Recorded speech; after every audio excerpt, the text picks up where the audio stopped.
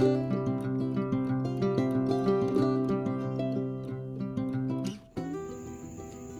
guys, welcome to Albrecht Adventures Outdoors. Today we're going to be doing a little bit of shooting with the bow and practicing because bow season's right around the corner and want to make sure that every shot counts. So come on along with me as we tune in the bow.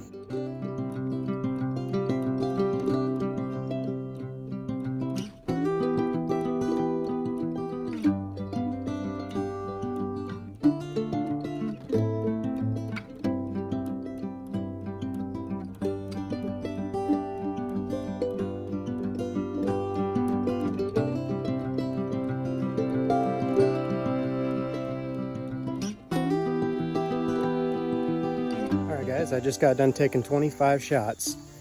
First one was actually spot on, almost perfect. I didn't get a picture of it because I had time lapse running, but my second round, it was all over the place. Third, fourth, they were getting tighter and tighter, and my fifth, that's from 25 yards, relatively decent for not spending any time this summer practicing. Here's a little better idea. Yeah, like I said, that's from 25 yards out. And I'm actually taking my shots with a bow that I didn't use last year for bow season. Got a new bow, it's a little tighter draw, and it actually fits my draw length. My previous bow was actually just a slight bit short, and every time I would shoot, my arm would extend just a little bit more and I'd pull my shot to the left. So I had to naturally aim a little more right than I was wanting to, and I knew that I couldn't keep that up, so I ended up buying a new one off of Amazon. This is it here. Not 100% certain on the brand because it doesn't say it anywhere on it. Looked all over it. There's just a little tag right here. It's supposed to be a 50 to 70 pound draw. And as you can see, it has the adjustment cams to go from 28 to 31 inches in draw length. My old bow was a 28 inch draw and 40 or 45 pounds, I think, at the 28 inch draw. I have my, I can't tell here, True Glow sight that did not come with it. It came with a cheap little 3-pin sight, but my bow's upside down here, try to show you a little better. But as you can tell, it's a 5-pin sight. I also have, if you can't tell, on the left side of my sight here, right here, I have a little multi-pin rangefinder. You put that little bottom yellow pin on your underside of the belly on your animal. I have it set for whitetail, and a whitetail's chest from the bottom of it to the top of its shoulders is on average about 17 inches. Sorry about all that road noise. But you put that bottom pin on the bottom of the belly, and then the other pin goes on the top shoulder, and then you just set it to where my target, which happens to be just about 17 inches, I can set that. Let's see if we can get this in here like this, and you can tell, okay, that's that range, and then you step back farther.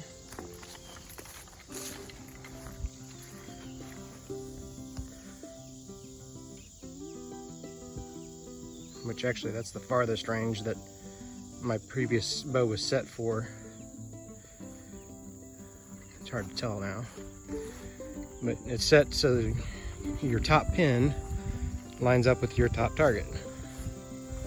And it actually goes from my sight back here, so it's actually set decent. I'm just trying to give you a close-up shot. So right about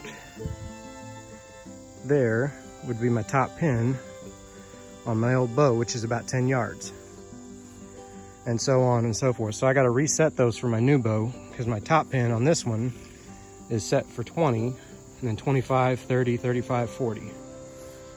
Actually, I think I'm almost down to 50 on that bottom one.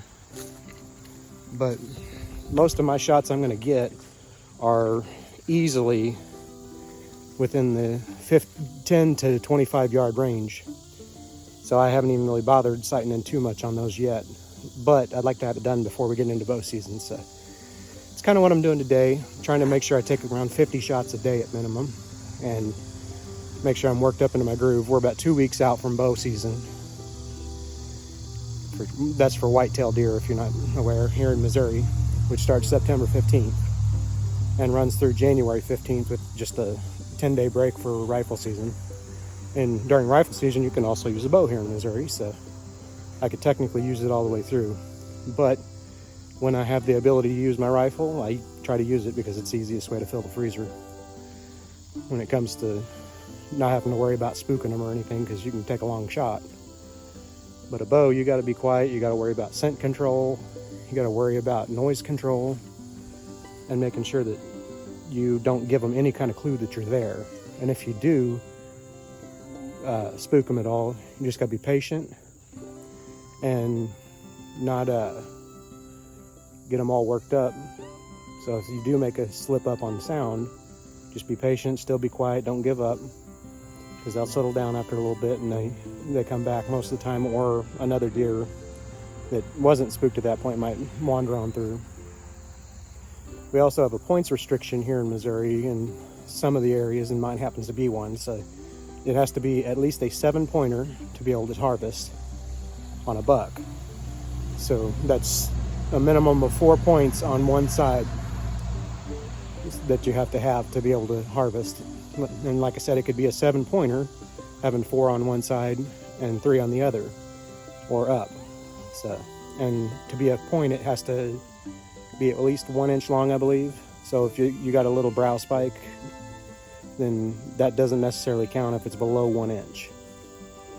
And I'm seeing some dove fly through here too, and dove season opened yesterday. Might have to take on the bow or dove hunting here for a few minutes. But saw 2 doe this morning just from my house, and they were walking around through right back there. If you see Eli here, this little tan or blonde goat in front of the blue bucket, right up above his shoulders back there in the edge of the trees. That's the opening to my clearing where I go back up into hunt. And back in there, I saw a mom, and I think it was a yearling doe, but she looked like she might have been 2-year-old.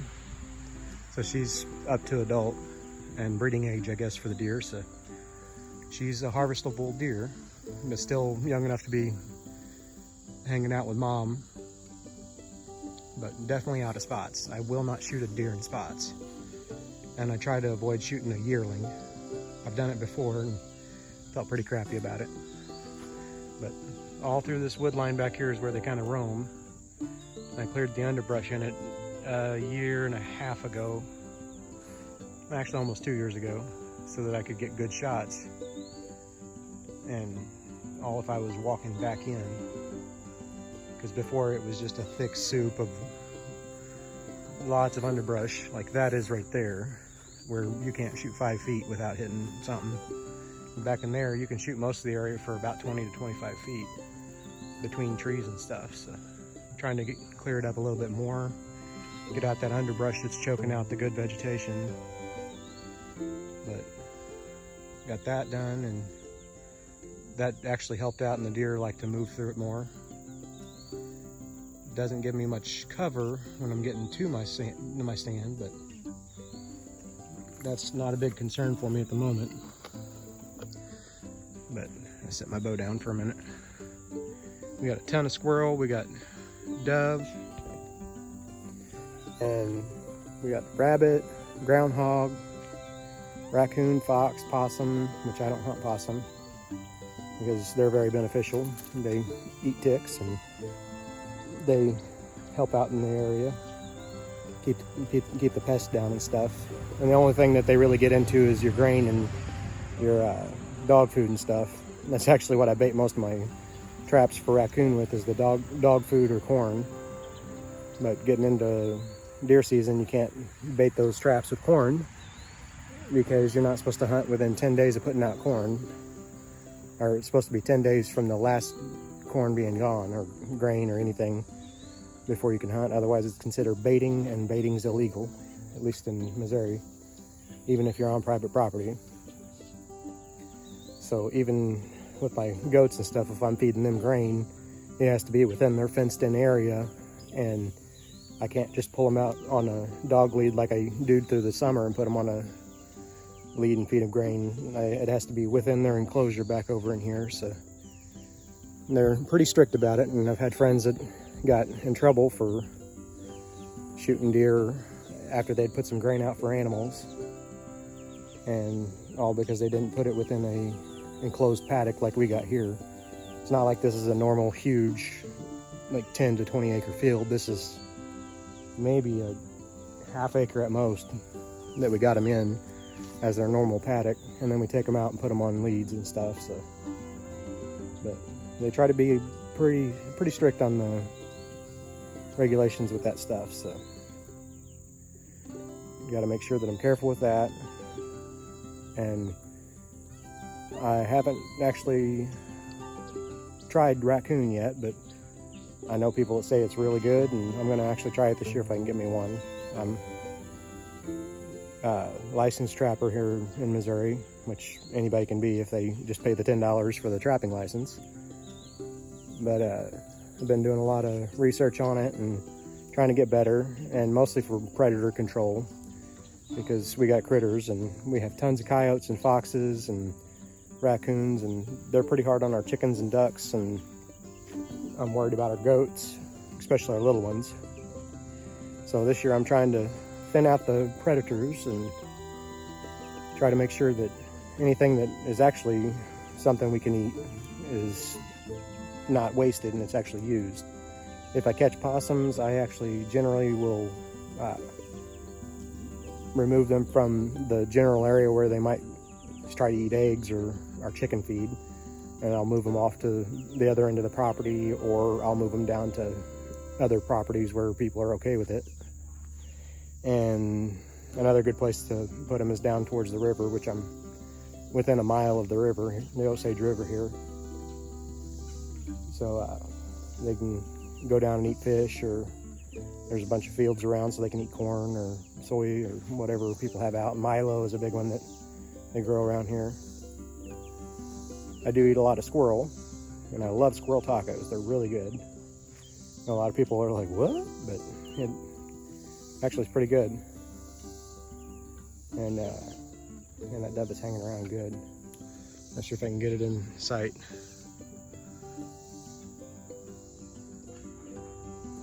You can see my chicken back there, and just to the left, walking right in front of it now is a little dove. If he's still hanging out in a little while, I might go harvest him.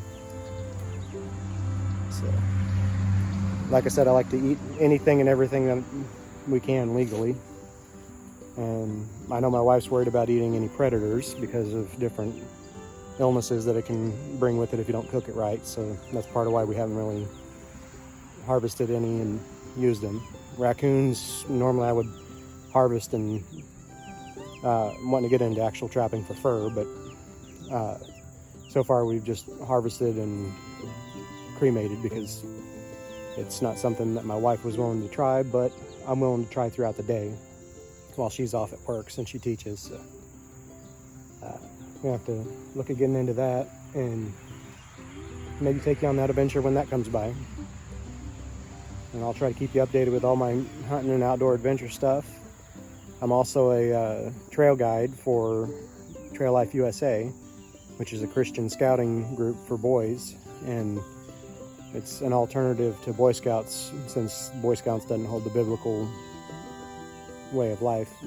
So they are another alternative where I guess in the past a Boy Scout troop had gotten tired of the not holding the Bible standards, and they decided to go off on their own and create their own program. And now I'm a member of that through our church, and trying to help boys learn and grow and within the sight and will of the Lord, you know.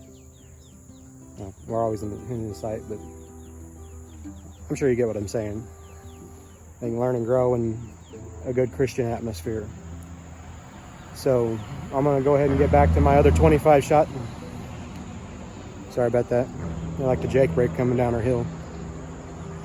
But I'm gonna get back to my other 25 shots for the day, maybe even up to 75. I try to do it in groups of 25, so got to get my muscles built up over the next few days, or a couple weeks actually, to get ready for bow season. So I want to make sure that I make the most accurate and clean shots I can, so that you don't injure an animal and it not be harvested. And I want to make sure that if we do take a deer, that it goes quickly as possible. So that's part of why we focus on accuracy. We don't just spray and pray. I know a lot of city folks sometimes think that all them rednecks, they just pull up their guns and shoot like crazy and try to kill everything. You know, actually, we try to make sure that we hold to, like, my Army standard when I was training was 1 shot, 1 kill. Try to make sure that every shot counts. Not only because it's wasteful on meat, but also because it's ethical. If you shoot an animal a bunch of times, you end up wasting meat, because you can't always eat what's right around the wound from where you've taken it, because it gets what they call bloodshot, which is where it's like an instant bruise almost, and it's really poor quality meat in that area, and a lot of people don't like it. Plus, like, if you're using a rifle, there might be some lead contamination right through that wound channel. So we try to avoid eating that bloodshot meat, which is also why if you're shooting a shotgun for ducks or dove or quail or pheasant, most of the time they want you to use steel shot, and because it's non-toxic and it will rust away and not pollute the environment. So I know a lot of people think us country folk are just uneducated and silly rednecks, but we really do worry about the environment. We try to make sure, we got people driving by again. We try to make sure we worry about the environment, keep it as healthy as we can and clean, and all because we know it's not ours. It's not ours to keep, it's ours to take care of during our time. We're supposed to be good stewards of what God gives us, so we try to make the best of what we got. So I'm gonna go ahead and get on out of here. Might throw on another time lapse to end it, but just pray that you guys have a blessed day and enjoy.